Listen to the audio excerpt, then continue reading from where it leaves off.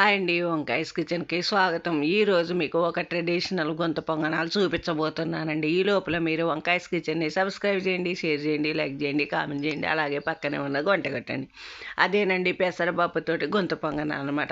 మనం ముందుగా 3-4 అవర్స్ ముందు నానబెట్టిన పెసరపప్పుని మిక్సీలో వేసుకొని బాగా గరిటె జారు వచ్చే విధంగా మనం మిక్సీ పట్టుకోవాలన్నమాట. ఆ తర్వాత ఆ పిండిలో జీలకర్ర, ఉప్పు, పచ్చిమిరపకాయలు, అల్లం ముక్కలు, అలాగే ఉల్లిపాయ, కొత్తిమీర, కరివేపాకు వేసుకోవాలన్నమాట.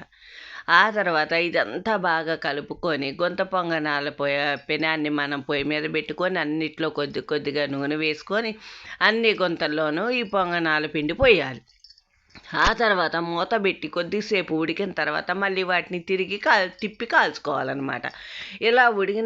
ఇలా తిప్పిన తర్వాత కూడా మళ్ళీ మనం 2-5 మినిట్స్ వరకు ఇలాగ బాగా ఉడికించుకోవాలన్నమాట.